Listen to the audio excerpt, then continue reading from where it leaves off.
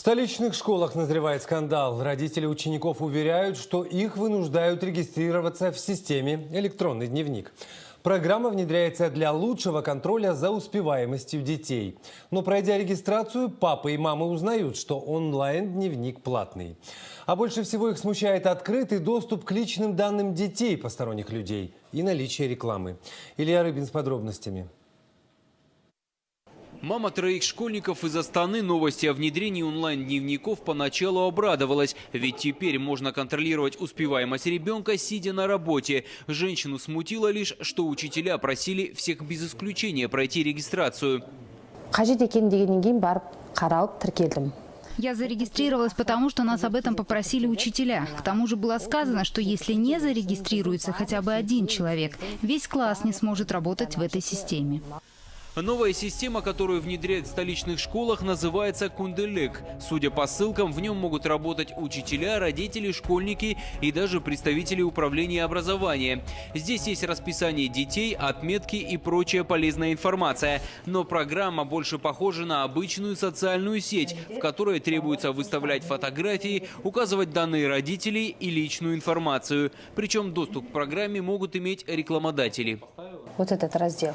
Администрация вправе разрешить третьим лицам, в том числе издателям рекламным сетям, показывать рекламу в системе.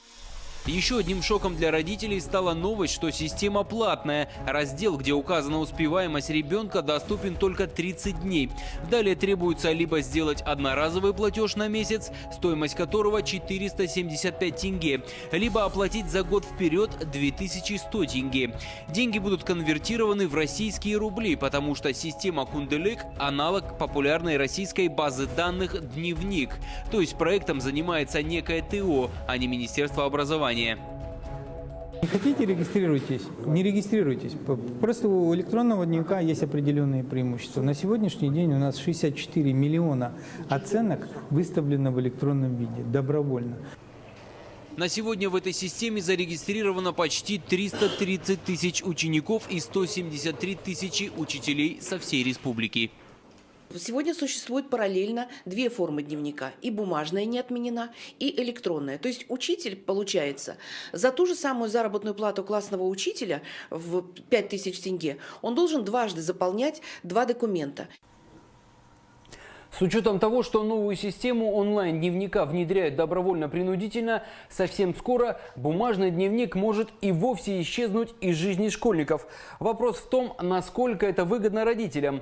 Цена этого изделия 200 тенге. Его цифровой преемник обойдется как минимум в 2100 тенге. Если эту сумму умножить на 2 миллиона 300 тысяч школьников в стране, компания может зарабатывать 5 миллиардов в год. Илья Рыбин, Нуркен Токмурдина, Информбюро, Астана.